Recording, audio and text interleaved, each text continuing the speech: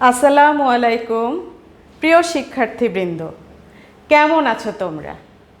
আশা করি ভালো আছো। আমিও আল্লাহর রহমতে ভালো আছি। মাইলস্টোন কলেজ কর্তৃক আয়োজিত সপ্তম শ্রেণীর অনলাইন বাংলা ক্লাসে সবাইকে স্বাগত জানাচ্ছি। আমি রোকেয়া আক্তার। তোমরা বই, খাতা ও কলম নিয়ে ক্লাসের জন্য প্রস্তুত হয়ে যাও। নতুন পাঠ আলোচনার পূর্বে আমি পূর্ব পাঠের পড়া যাচাই করব। গত ক্লাসে তোমরা মেলা কবিতা থেকে অনুধাবনমূলক এবং অনুশীলনীর সৃজনশীল প্রশ্নোত্তর পড়েছ। সেখান থেকে কয়েকটি অনুধাবনমূলক প্রশ্নের মাধ্যমে আমি পূর্বপাঠটি যাচাই করব। তোমাদের জন্য পূর্বপাঠ থেকে প্রথম প্রশ্ন, কবি আহসান হাবীব আলোর পাখি বলতে কি বুঝিয়েছেন? মনে আছে নিশ্চয়ই? বলো তো। রোজ সকালে আকাশের বুক জুড়ে ওঠা রক্তিম লাল সূর্যকে কবি আহসান হাবীব আলোর পাখি বলেছেন। শিশু কিশোররা প্রকৃতি ও আশপাশের পরিবেশকে নিজেদের খেয়ালি দৃষ্টিতে দেখে। সকালের সূর্যটা তাদের দৃষ্টিতে যেন এক আলোর পাখি, যে রাতের অন্ধকার দূর করে আলোকিত করে পৃথিবীর সব কিছুকে।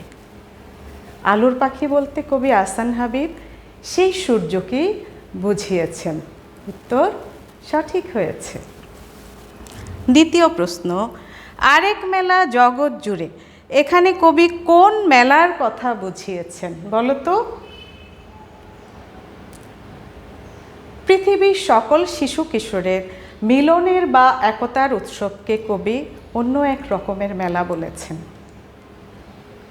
স্রষ্টা এই পৃথিবী সৃষ্টির পাশাপাশি মানুষও সৃষ্টি করেছেন। মানুষের জন্যই জগৎ জুড়ে এত আয়োজন।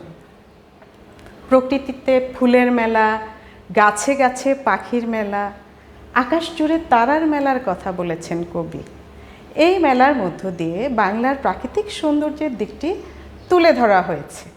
কিন্তু কবি এই মেলার পাশাপাশি শিশু কিশোরের মিলন মেলার কথা বলেছেন, যেখানে কচিকাঁচা ভাই বোন মিলে আরেক মেলা গড়ে উঠেছে।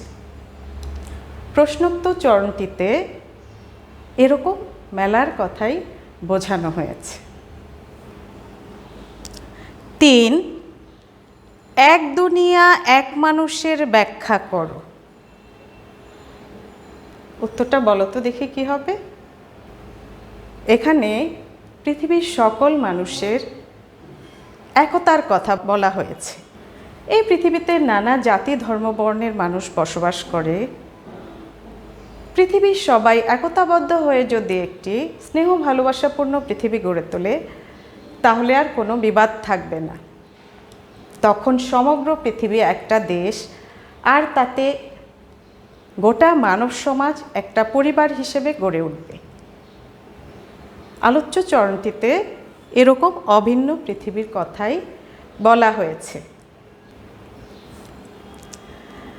আজকের পাঠে আমি পিতৃপুরুষের গল্পের অনুশীলনীর অতিরিক্ত দুটি সৃজনশীল প্রশ্ন নিয়ে আলোচনা করব। আজকের পাঠ থেকে তোমরা অতিরিক্ত সৃজনশীল প্রশ্নের উত্তর বলতেও লিখতে পারবে, বর্ণনা করতে পারবে, ব্যাখ্যাও বিশ্লেষণ করতে পারবে। সৃজনশীল প্রশ্নের উত্তর লেখার নিয়মগুলো সম্পর্কে আমরা জেনে নিই। সৃজনশীল প্রশ্নের উত্তর লেখার জন্য পাঠ্য বিষয় সম্পর্কে স্পষ্ট ধারণা থাকতে হবে। একটি গল্প, প্রবন্ধ, নাটিকা বা কবিতার শিক্ষণীয় বিষয়টি কি তা জানতে হবে। প্রশ্নে প্রদত্ত উদ্দীপকটি পড়ে এর বিষয়বস্তু অর্থাৎ মূল কথাটি ভালোভাবে বুঝতে হবে। উদ্দীপকের সঙ্গে পাঠ্যসূচির বিষয়ের কি সাদৃশ্য বা বৈসাদৃশ্য রয়েছে তা বুঝতে হবে, অর্থাৎ কি মিল বা অমিল রয়েছে তা বুঝতে হবে।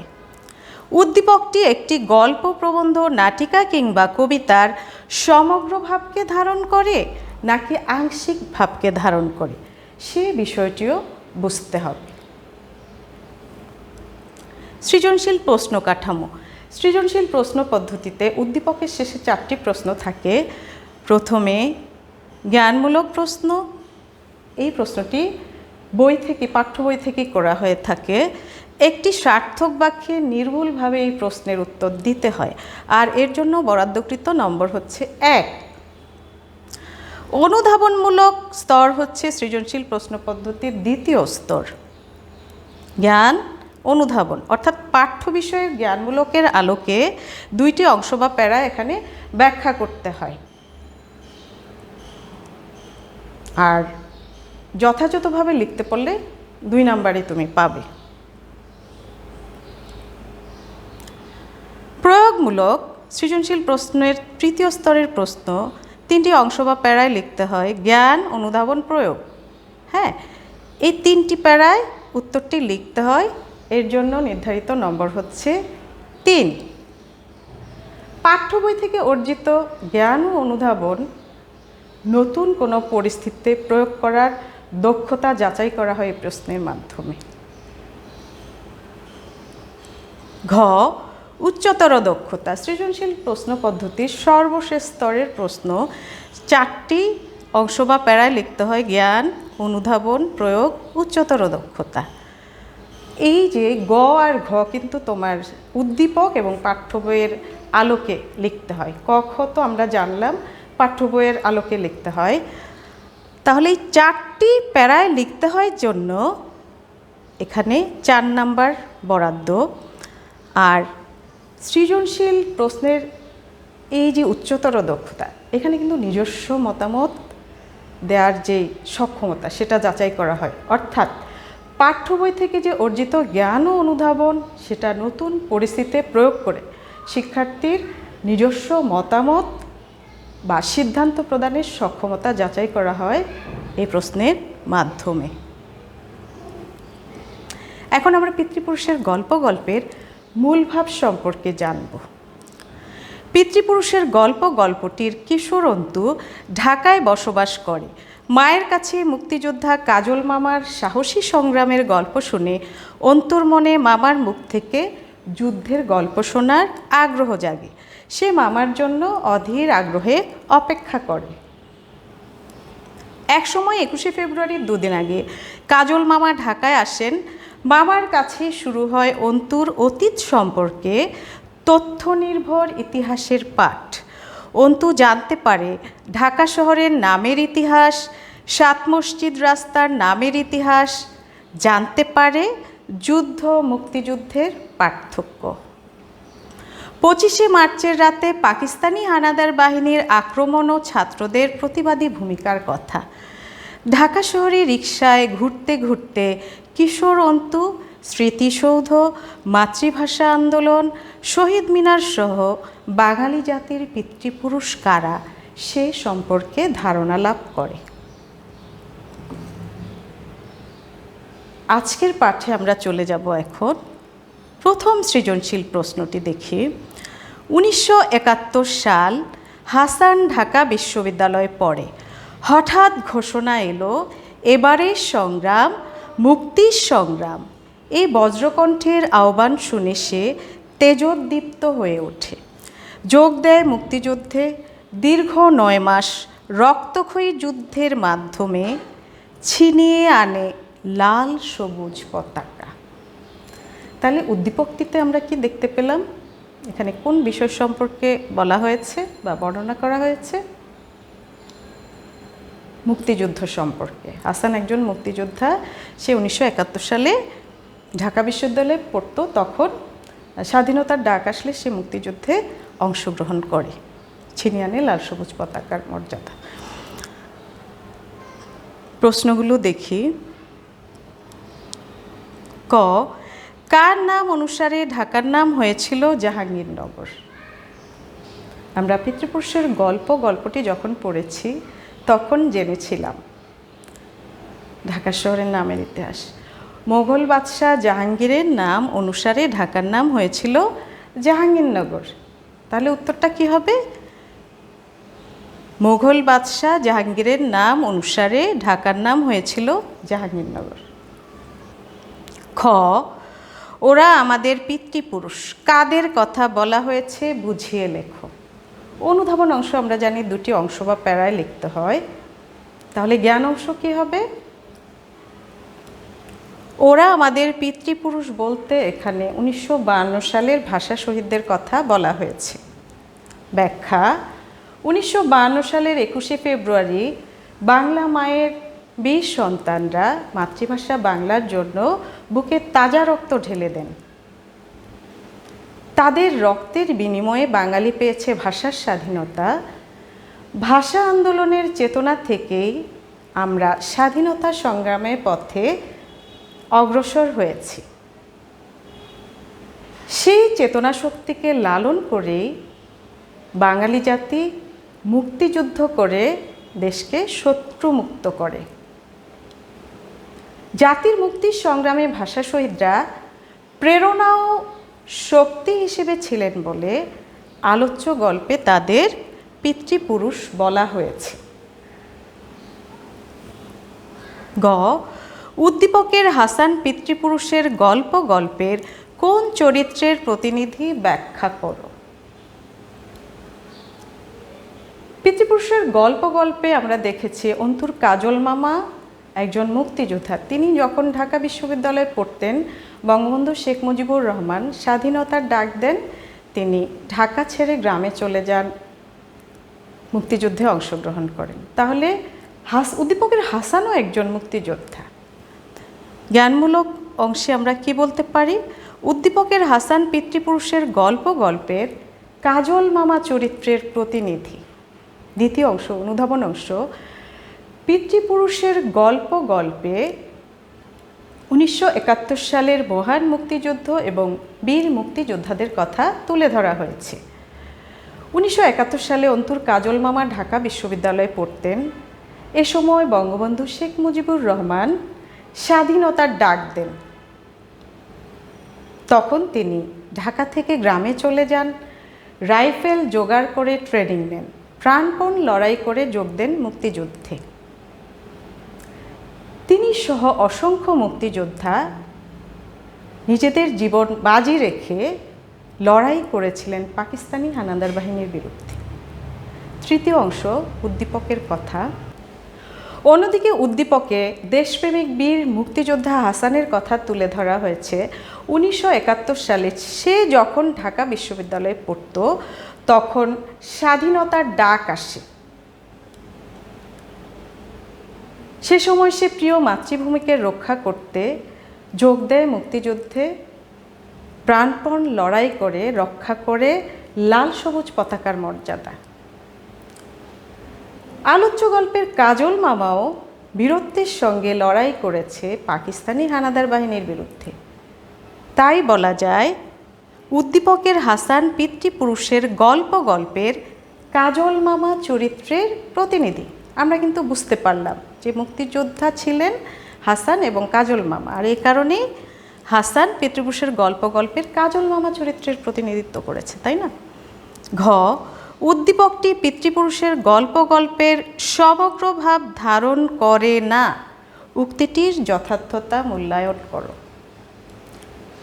এই বিষয়টা আমরা সবাই জানি। একটা ছোট্ট উদ্দীপকে কখনোই পাঠ্যসূচির সমগ্র বিষয়কে কিন্তু ফুটিয়ে তোলা সম্ভব না। একটা অংশ, বিশেষ খণ্ডিত অংশ আসতে পারে বা মূল বিষয় আসতে পারে, কিন্তু কখনোই সমগ্র ভাব ফুটিয়ে তোলা সম্ভব না। পিতৃপুরুষের গল্পে আমরা দেখেছি সেখানে বাঙালি জাতির অতীত ইতিহাস ঐতিহ্যের কথা তুলে ধরা হয়েছে, সংগ্রামী ইতিহাস, ভাষা আন্দোলন, মুক্তিযুদ্ধের কথা তুলে ধরা হয়েছে। কিন্তু উদ্দীপকে আমরা দেখেছি শুধুমাত্র মুক্তিযুদ্ধের কথা তুলে ধরা হয়েছে। তাহলে জ্ঞানমূলক অংশ আমরা কি বলতে পারি? উদ্দীপকটি পিতৃপুরুষের গল্পের সমগ্র ভাব ধারণ করে না। কেননা উদ্দীপকে শুধুমাত্র 1971 সালের মহান মুক্তিযুদ্ধ এবং বীর মুক্তিযোদ্ধাদের কথা তুলে ধরা হয়েছে। অনুধাবন অংশ, পিতৃপুরুষের গল্পে বাঙালি জাতির অতীত ইতিহাস ও ঐতিহ্যের কথা তুলে ধরা হয়েছে। জাতি হিসেবে বাঙালির ইতিহাস অত্যন্ত তাৎপর্যপূর্ণ। হাজার বছর ধরে সম্প্রীতির সাথে জাতি বসবাস করছে দেশে। তাদের রয়েছে অসংখ্য স্থাপত্য, ঐতিহ্যপূর্ণ নগর সভ্যতা। অন্তু তার কাজল মামার কাছ থেকে এসব সম্পর্কিত তথ্য জানতে পারে ঢাকা শহরের নামের ইতিহাস, সাত মসজিদ রাস্তার নামের ইতিহাস, 1952 সালের ভাষা আন্দোলন এবং 1971 সালের মহান মুক্তিযুদ্ধ বাঙালির আত্মপ্রকাশের দলি।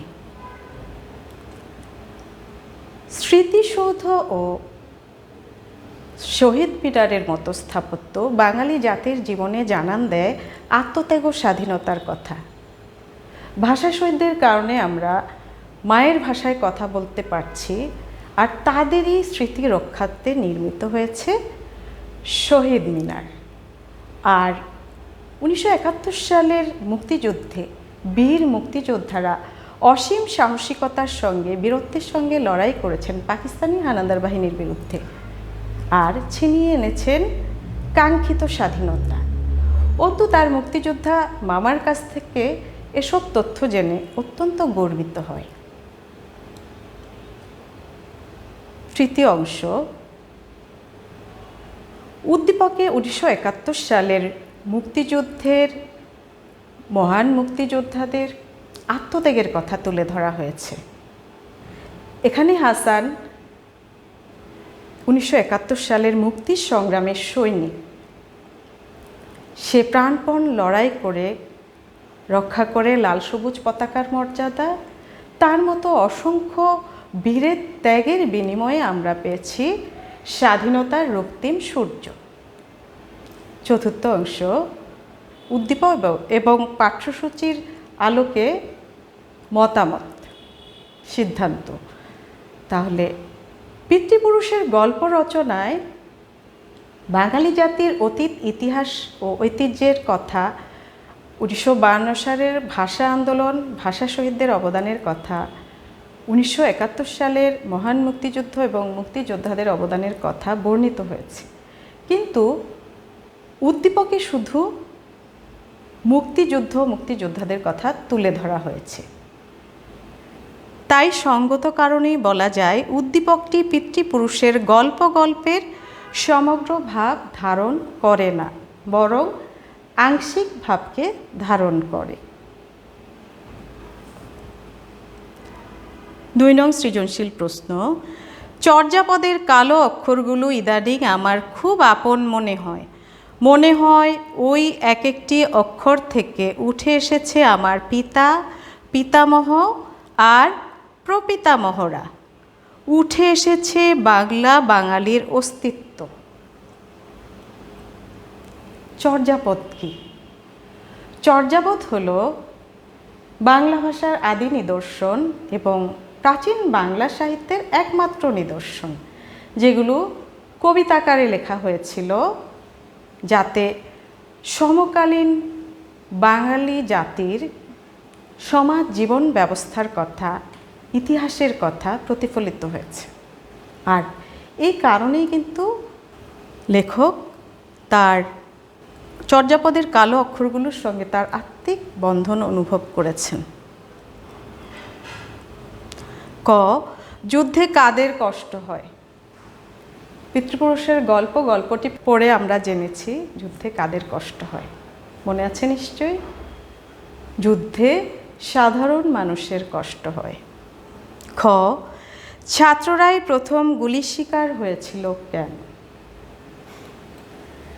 ছাত্ররা পাকিস্তানি শাসক গোষ্ঠীর সব অন্যায়ের বিরুদ্ধে প্রতিবাদ করত বলে তারাই প্রথম গুলির শিকার হয়েছিল। ছাত্ররা স্বাভাবিকভাবে তরুণ প্রাণের অধিকারী, তাদের প্রাণ চাঞ্চল্য সবার চেয়ে বেশি। অন্যায়কে প্রতিহত করার সাহস ও উদ্যোগ তাদের মধ্য থেকে প্রথম আসে। পাকিস্তানি শাসক গোষ্ঠীর সব অন্যায়ের বিরুদ্ধে প্রতিবাদগুলো তরুণ ছাত্ররাই প্রথমে করেছিল, আর তাই তারাই প্রথম গুলির শিকার হয়েছিল।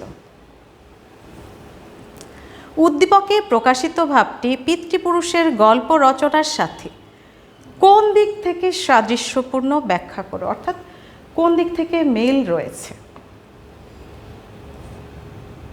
জ্ঞান অংশ, উদ্দীপকে প্রকাশিত ভাবটি বাংলা ভাষা, বাঙালির অস্তিত্ব এবং পিতৃপুরুষদের সম্পর্কে ধারণা প্রদানের দিক থেকে পিতৃপুরুষের গল্প রচনার সাথে সাদৃশ্যপূর্ণ। অনুধাবন অংশ। 1952 সালের 21শে ফেব্রুয়ারি বাংলা মায়ের সন্তানরা বাংলা ভাষাকে রাষ্ট্রভাষা করার দাবিতে তাদের বুকে তাজা রক্ত ঢেলে দেন। তাদের রক্তের বিনিময়ে আমরা পেয়েছি বাংলা ভাষায় কথা বলার অধিকার। এরপর আসে বাঙালির মুক্তির মূল লড়াই, স্বাধীনতা সংগ্রাম। পাকিস্তানের অপশাসনের বিরুদ্ধে শুরু হয় মুক্তিযুদ্ধ। দীর্ঘ 9 মাস সংগ্রামে খালি হয় অসংখ্য মায়ের কোল। জাতির অস্তিত্ব রক্ষায় বাঙালির আত্মত্যাগের গৌরবময় ইতিহাস পিতৃপুরুষের গল্প রচনায় আলোচিত হয়েছে। তৃতীয় অংশ। উদ্দীপকের চর্যাপদের কালো অক্ষরগুলোতে বাঙালির শেকড় খুঁজেছেন কবি। কেননা বাংলা ভাষার আদি নিদর্শন চর্যাপদ বাঙালি জাতির অস্তিত্বের অনন্য স্মারক। চর্যাপদকে কেন্দ্র করে উদ্দীপকটিতে যে ভাবানুভূতি ফুটে উঠেছে তা আলোচ্য গল্পেও যথেষ্ট গুরুত্বের সাথে আলোচিত হয়েছে। পিতৃপুরুষের গল্পে বাঙালি জাতির পিতৃপুরুষ অর্থাৎ পিতা, পিতামহ এবং প্রপিতামহদের অস্তিত্ব রক্ষার সংগ্রামী ইতিহাসের কথা বলা হয়েছে। উদ্দীপকেও এ বিষয়টি উঠে এসেছে। আর এদিক বিবেচনায় উদ্দীপকে প্রকাশিত ভাবটি পিতৃপুরুষের গল্প রচনার সাথে সাদৃশ্যপূর্ণ। ঘ। উঠে এসেছে আমার পিতা, পিতামহ আর প্রপিতামহরা। উক্তিটি পিতৃপুরুষের গল্পের আলোকে বিশ্লেষণ করো। 4টি অংশ বা প্যারায় এই প্রশ্নের উত্তর লিখতে হয়। তাহলে জ্ঞান অংশ কী হবে? উঠে এসেছে আমার পিতা, পিতামহ আর প্রপিতামহরা। উক্তিটি পিতৃপুরুষের গল্পের আলোকে যথার্থ। অনুধাবন অংশ। পিতৃপুরুষের গল্পে লেখক গল্পচ্ছলে বাঙালি জাতির অতীত ইতিহাসকে আমাদের সামনে উপস্থাপন করেছেন। গল্পে বিভিন্ন আন্দোলন সংগ্রামে অংশগ্রহণকারী পূর্বপুরুষদের তিনি পিতৃপুরুষ বলে অভিহিত করেছেন। তৃতীয় অংশ। উদ্দীপকে চর্যাপদের কালো অক্ষরগুলোর সাথে বাঙালির আত্মার এক সুগভীর যোগসূত্র রয়েছে। কেননা বাঙালির মাতৃভাষা বাংলা আর বাংলা ভাষার আদি নিদর্শন হিসেবে চর্যাপদকে গণ্য করা হয়। চর্যাপদে রয়েছে বাঙালি জাতির অতীত ইতিহাসের কথা, রয়েছে সে সময়কার বাঙালিদের সমাজ জীবন ব্যবস্থার কথা। এই সত্যটিকে উপলব্ধি করেই উদ্দীপকে একে বাঙালির অস্তিত্বের সঙ্গে এক দেখানো হয়েছে। চতুর্থ অংশ। সিদ্ধান্ত বা মতামত। পিতৃপুরুষের গল্প রচনা এবং উদ্দীপক উভয় ক্ষেত্রেই বাঙালি জাতির অতীত ইতিহাসের প্রসঙ্গটি উপস্থাপিত হয়েছে। এক্ষেত্রে আলোচ্য গল্পটিতে যেমন বাঙালি জাতির সংগ্রামী ইতিহাস, ভাষা আন্দোলন, মুক্তিযুদ্ধের কথা তুলে ধরা হয়েছে, তেমনিভাবে উদ্দীপকেও ঐতিহাসিক নিদর্শন হিসেবে চর্যাপদের কথা বলা হয়েছে। ইতিহাসের এসব বাঁক পেরিয়েই বাঙালি জাতি আজকের দিনে উপনীত হয়েছে। সে বিবেচনায় প্রশ্নোক্ত মন্তব্যটি যথার্থ। আশা করি আজকের আলোচিত পাঠ তোমরা ভালোভাবে বুঝতে পেরেছ। এখন আমি কয়েকটি প্রশ্ন জিজ্ঞেস করে দেখব তোমরা আজকের পাঠে কতটা মনোযোগী ছিলে। জ্ঞানমূলক প্রশ্ন। কার নাম অনুসারে ঢাকার নাম হয়েছিল জাহাঙ্গীরনগর? মোগল সম্রাট জাহাঙ্গীরের নামানুসারে ঢাকার নাম হয়েছিল জাহাঙ্গীরনগর। 2. কত সালে ভাষা আন্দোলন হয়েছিল? এই ঐতিহাসিক সালটার কথা আমাদের সবারই মনে আছে নিশ্চয়ই। হ্যাঁ, 1952 সালে ভাষা আন্দোলন হয়েছিল। যুদ্ধে কাদের কষ্ট হয়? যুদ্ধে সাধারণ মানুষের কষ্ট হয়। উত্তর সঠিক হয়েছে। পাকিস্তানিদের প্রথম গুলির শিকার হয়েছিল কারা? ছাত্ররা প্রথম পাকিস্তানিদের গুলির শিকার হয়েছিল।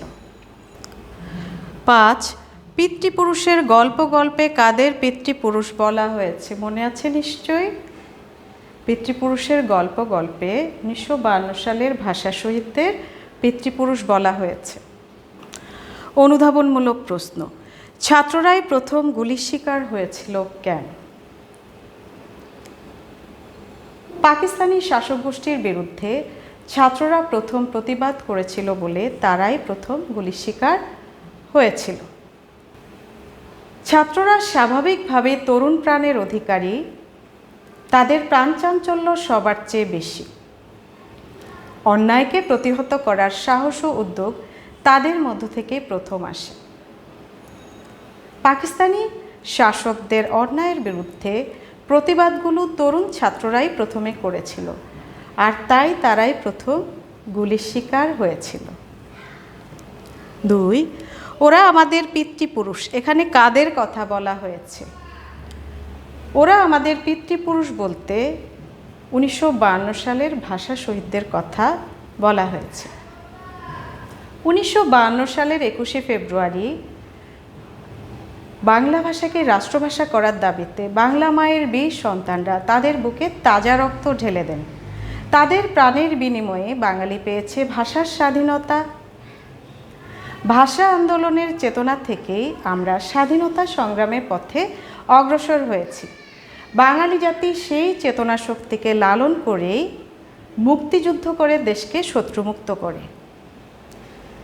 জাতির মুক্তি সংগ্রামে ভাষা শহীদরা প্রেরণা ও শক্তি হিসেবে ছিলেন বলে আলোচ্য গল্পে তাদের পিতৃপুরুষ বলা হয়েছে।